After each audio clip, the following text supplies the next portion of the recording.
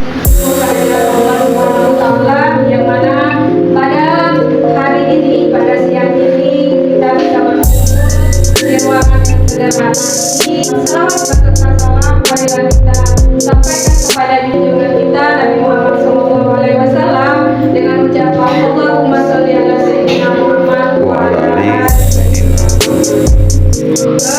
Bapak Ibu sekalian, adapun acara kita pada hari ini adalah definisi penyebaran pemahaman dan penerapan pengalaman budaya positif oleh Asida, calon guru penggerak angkatan 9 Kabupaten Batanghari, Provinsi Jambi.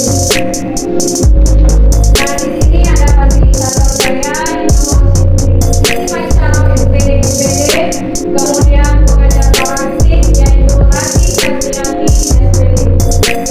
Adapun konsep inti budaya positif yang akan kita bahas pada hari ini adalah yang pertama, perubahan paradigma belajar, kemudian disiplin positif, kemudian nilai-nilai kebajikan, dan kebutuhan dasar manusia, motivasi perilaku manusia, kemudian posisi kontrol, dan keyakinan kelas, serta segitiga restitusi. Sebelum kita mulai ke budaya positif, nah itu bapak-bapak sekalian sudah pernahkah mendengar pembelajaran yang berpusat kepada guru, kemudian pembelajaran yang berpusat kepada siswa? Sudah pernah? Ya, kalau sudah pernah. Ya, yang pernah kita lakukan di luar yang mana? Apakah yang berpusat pada guru ataukah yang berpusat kepada siswa? Ya, berpusat kepada peserta didik. Bagus, tepuk tangan untuk Farandi. Iya, nah budaya positif yang pertama, pembelajaran dengan paradigma baru. Ya, benar yang seperti Pak Ocha dan Pak Andi bilang bahwa pembelajaran itu haruslah berpusat pada peserta didik. Nah, pembelajaran dengan paradigma baru merupakan pembelajaran yang dirancang berdasarkan prinsip pembelajaran berdiferensiasi, sehingga para siswa atau para peserta didik belajar sesuai kebutuhannya berdasarkan tahap perkembangannya sesuai dengan teori psikologi modern untuk mewujudkan profil pelajar Pancasila. Jadi, untuk mewujudkan pembelajaran yang berpusat pada peserta didik itu, kita harus melakukan pembelajaran berdiferensiasi.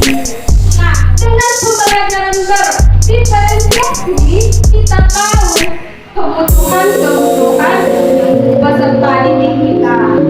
Kalaulah kita masih memegang pembelajaran yang seperti lama, yaitu pembelajaran yang berpusat pada guru, bagaimana kita akan mengetahui kebutuhan dari siswa kita? Nah, Bapak Ibu sekalian, apabila kita masih memegang teori yang lama, pembelajaran yang berpusat pada guru, maka hendaknya kita dari sekarang untuk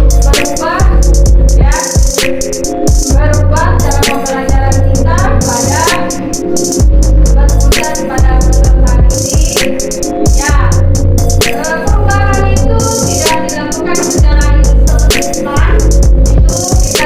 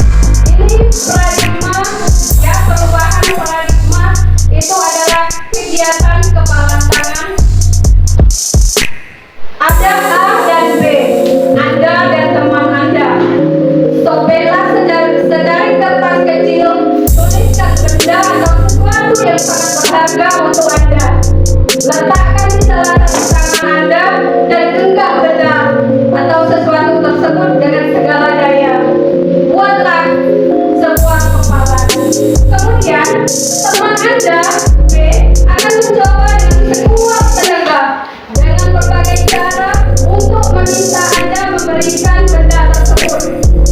B bisa membujuk, mengancam, menghardik, merayu, menyuap, apa saja Anda dapat membuka kepala tangan Anda. Apa yang akan terjadi Bapak Ibu? Seandainya Anda adalah A, Anda yang mengepalkan tangan, kemudian teman Anda ingin mengambilkan yang tidak genggam di dalam tangan itu dengan bujukan, dengan rayuan, dengan menghardik, mengancam. Apa yang akan Anda lakukan? Apa yang terjadi?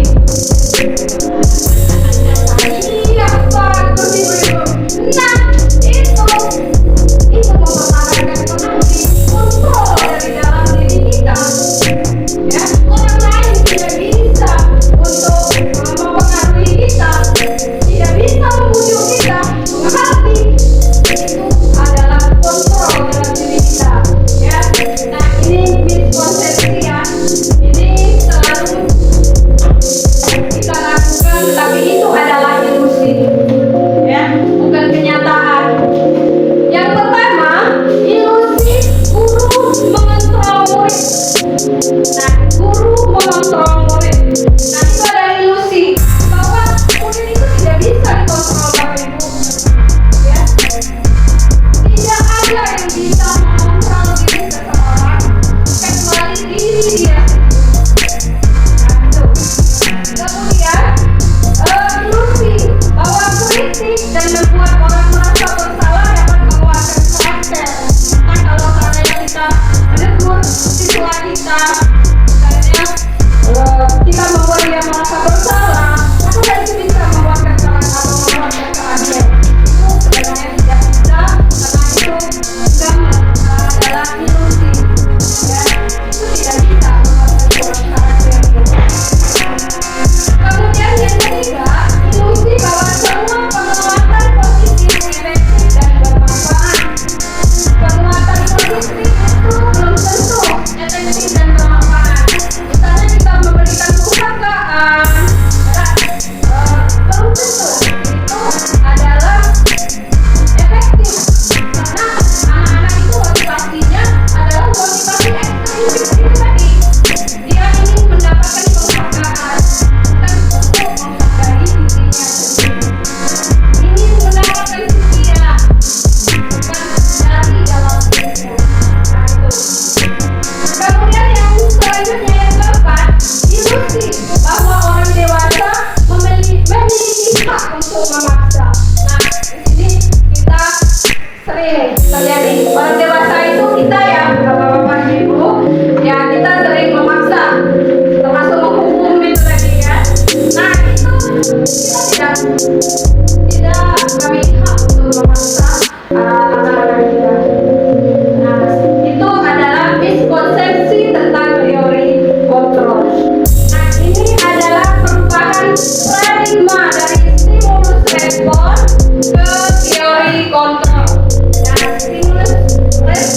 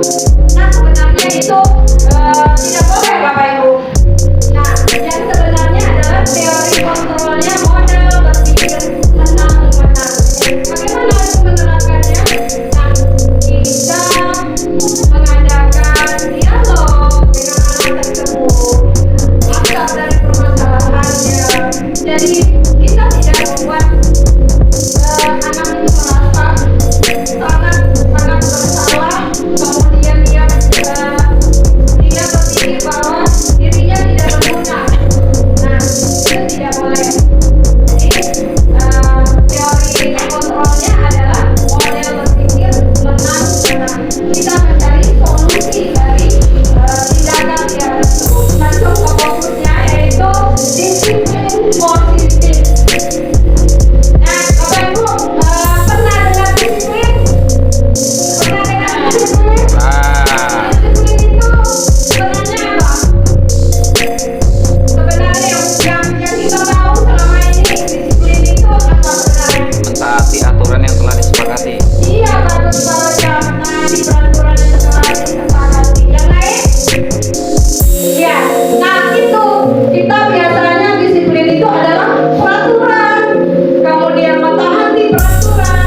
Nah, sebenarnya adalah disiplin itu berasal dari kata disiplina yang artinya belajar. Ya, belajar. Belajar itu disiplin mengacu pada disiplin diri yang memiliki tanggung jawab terhadap apa yang dilakukannya berdasarkan nilai-nilai yang diyakini. Ingat Bapak Ibu, berdasarkan nilai-nilai yang diyakini, bukan atas perkataan, bukan atas motivasi prinsip. Kemudian disiplin positif merupakan salah satu cara penerapan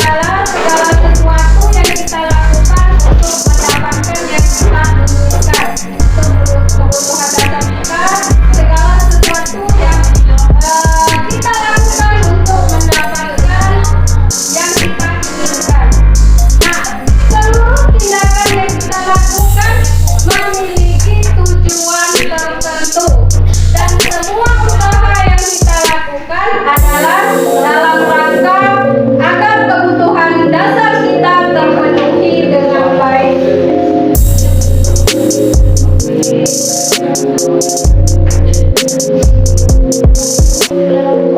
Bapak Ibu sekalian,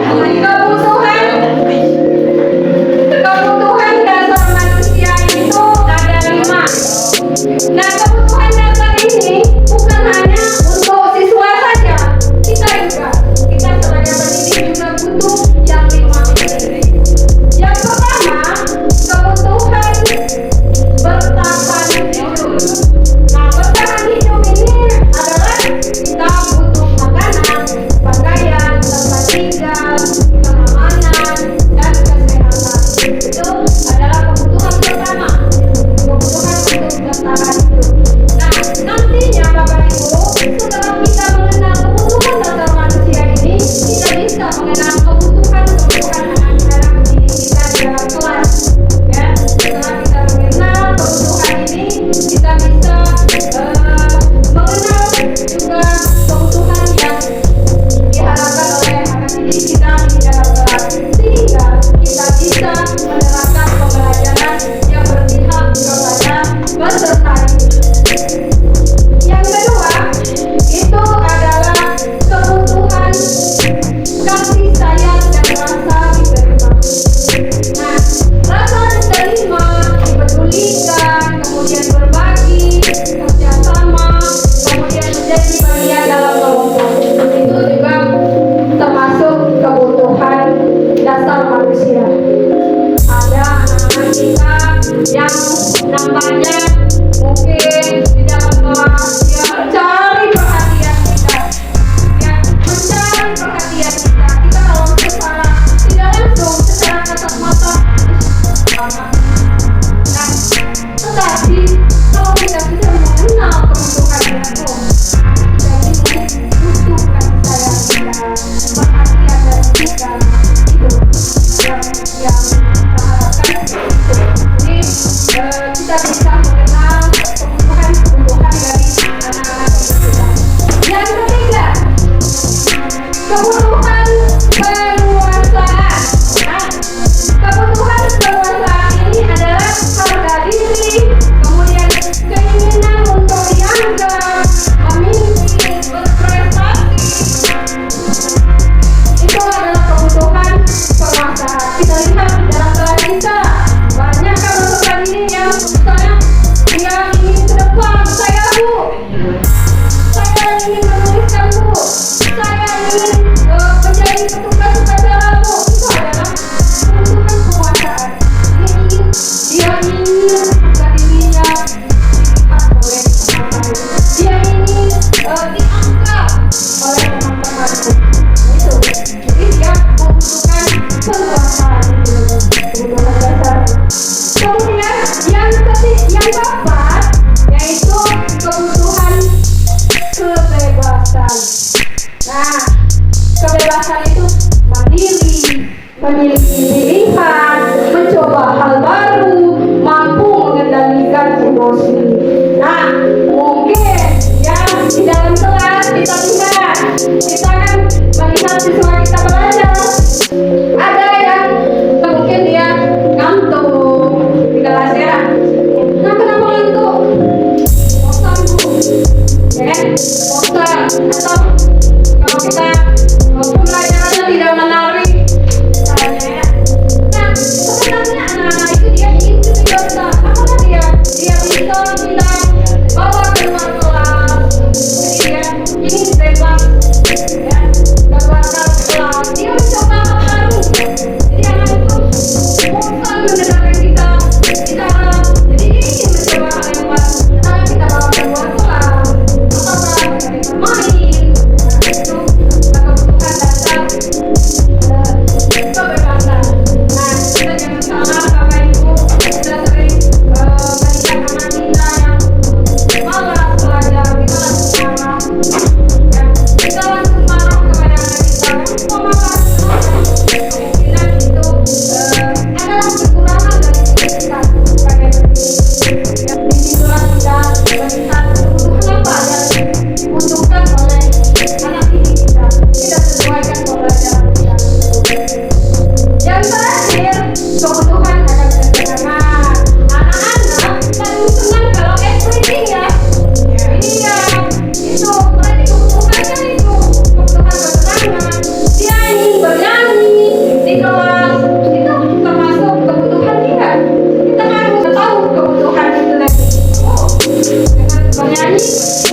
ini namanya tambah semangat belajar.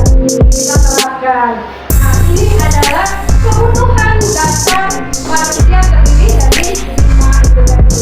Nah, ini yang saya bilang tadi, teori motivasi perilaku manusia. Yang pertama itu untuk menghindari ketidaknyamanan atau hukuman. Nah, itu artinya pasti kalau untuk menghindari ketidaknyamanan atau hukuman itu anak-anak apa yang terjadi apabila saya melakukan sesuatu. Nah, seperti itu. Apa yang terjadi kalau saya melanggar tidak memakai topi? Itu adalah motivasi eksternal. Luar diri dalam. Nah, yang kedua, untuk mendapatkan imbalan dari orang lain. Ya, yang ingin berbuat sesuatu itu mendapatkan pujian. Kalau kita sebagai pendidik datang tepat waktu itu mendapatkan pujian dari sekolah-sekolah. Misalnya anak didik kita ingin mendapatkan pujian dari gurunya dalam datang ke sekolah. Itu adalah motivasi eksternal. Nah, motivasi ini tidak berlangsung lama. Bagaimana kalau sekolahnya tidak ada? Dan bagaimana kalau gurunya tidak ada? Nah, itu akan berubah lagi anak-anak tersebut. Nah, itu yang tidak diinginkan. Yang ketiga, motivasi itu adalah menghargai diri sendiri. Nah, inilah motivasi intrinsik yang diinginkan. Untuk menghargai diri sendiri, ya, saya akan menjadi orang yang seperti apa bila saya melakukannya. Itu adalah dari dalam diri kita. Bukan ingin mendapatkan pujian, bukan ingin mendapatkan hadiah, bukan juga karena tidak ingin mendapatkan hukuman, tetapi hadirnya dari dalam diri kita. Ya, dari dalam diri kita. Dalam diri kita ingin menjadi apa saya? Ya, dengan kita menilaikan menerapkan disiplin itu tadi. Nah, ini yang dimaksud motivasi internal. Ini perbedaan hukuman, konsekuensi, restitusi. Kalau hukuman itu tidak terencana atau tiba-tiba. Anak itu belajar untuk menyembunyikan kesalahannya, kemudian bersifat satu arah, kemudian berupa hukuman fisik atau psikis. Ya, itu hukuman. Yang tidak terencana, kalau dia datang terlambat kita suruh dia atau kita minta dia berlari lapangan. Ya, atau dia terlambat datang kita tiba-tiba meminta dia menyanyi di depan kelas. Itu adalah hukuman tidak terencana dan itu bersifat satu arah. Kita guru yang memaksakan anak. Nah, hukuman ini dapat berupa hukuman fisik dan psikis. Fisiknya juga kena bapak-bapak ini. Fisiknya sementara kita juga ya bilang mungkin dia di dalam hati dia mungkin dia punya alasan tertentu ya, tapi kita tidak mendengar dari tersebut. Nah, inilah yang disebut dengan hukuman. Nah, konsekuensi terencana disepakati sesuai aturan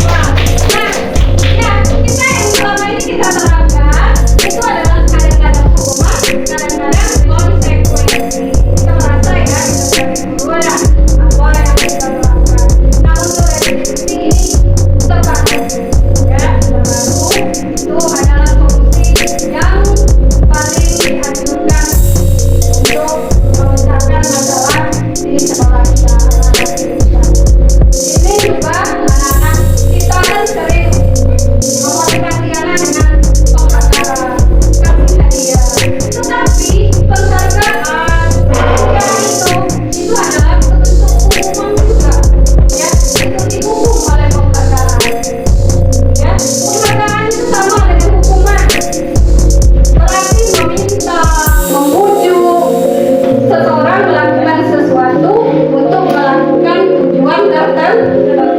Yang diharapkan kita itu bentuk program kebajikan apresiasi. Nah, dalam memberikan apresiasi atau pengakuan, kita tadi kan tidak boleh memberikan penghargaan. Nah, maka penghargaan itu adalah apa?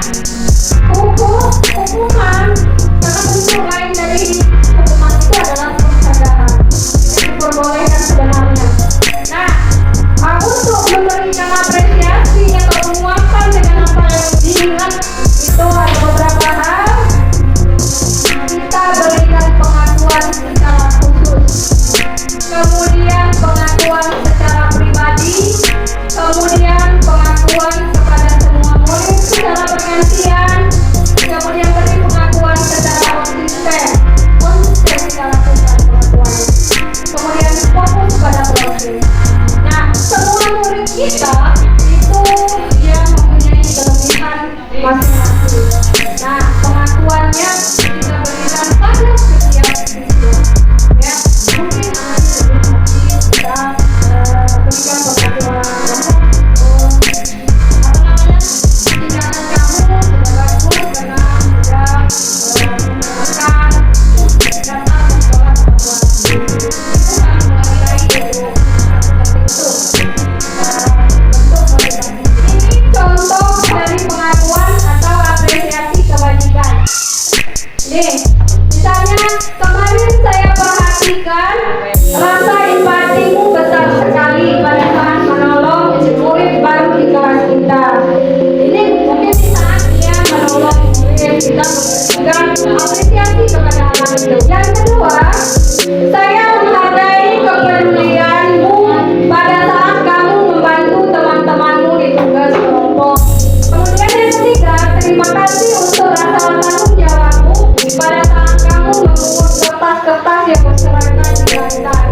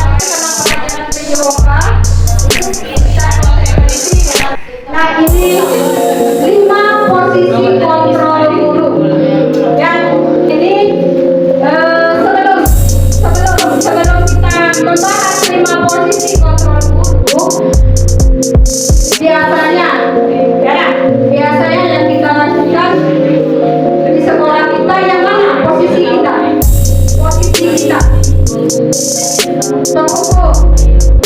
Ikutai pengukuh. Ada yang lain? Posisi kita, posisi kontrol kita. Ya, saya kasihkan nama ya. Pengukuh itu menghukum ya, seperti saya jelaskan tadi ya.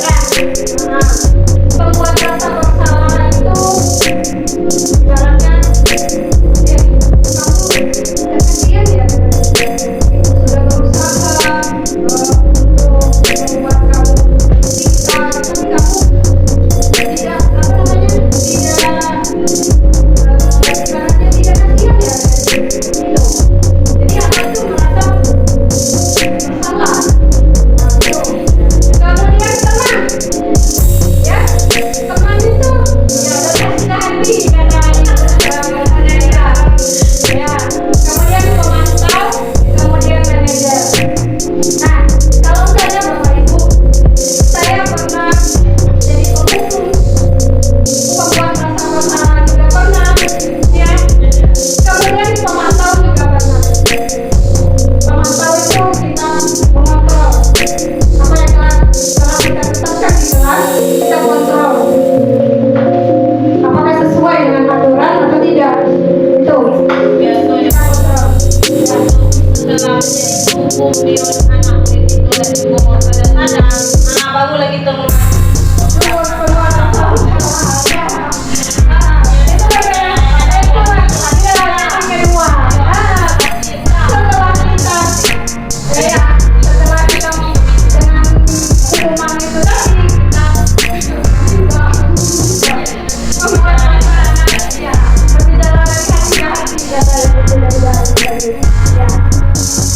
kalau teman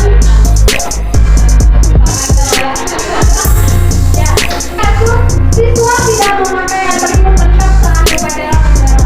Ini posisi sebagai pemantau itu kamu sudah melanggar peraturan sekolah, kamu tahu konsekuensinya.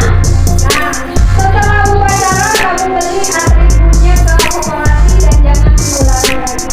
Nah, itu adalah posisi pemantau. Ya,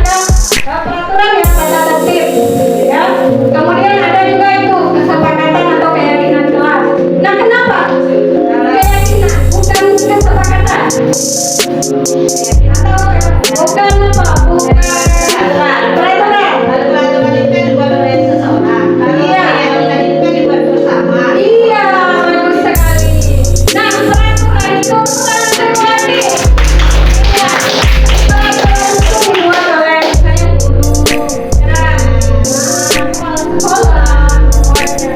Karena keyakinan itu dibuat oleh kita semua. Nah, hal-hal atau sesuatu yang kita yakini yang membuat kita nyaman. Itu keyakinan. Ini dalam pembentukan keyakinan keras.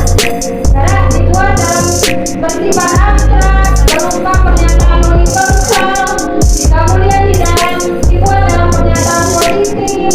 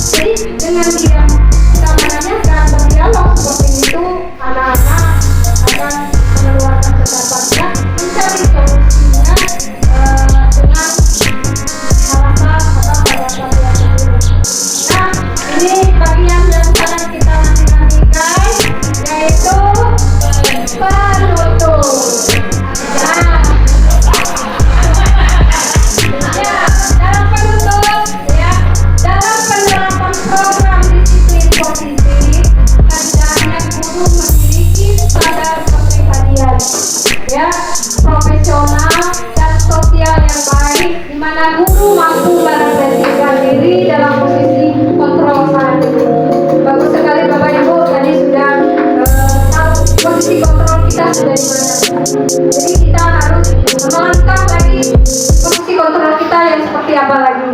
Nah, bagus sekali. Nah, kemudian bagaimana perjalanan dirinya sebagai amung? Manajer yang menuntun murid-muridnya menjadi insan yang mandiri, merdeka, dan bertanggung jawab sesuai dengan standar nasional pendidikan. Nah, Ibu, semoga kita ke depannya itu lebih baik lagi, menjadi pendidik yang memberikan teladan yang baik bagi anak didik kita, sehingga kita juga ikut dalam melaksanakan apa yang disebutkan, yaitu segitiga restitusi itu tadi.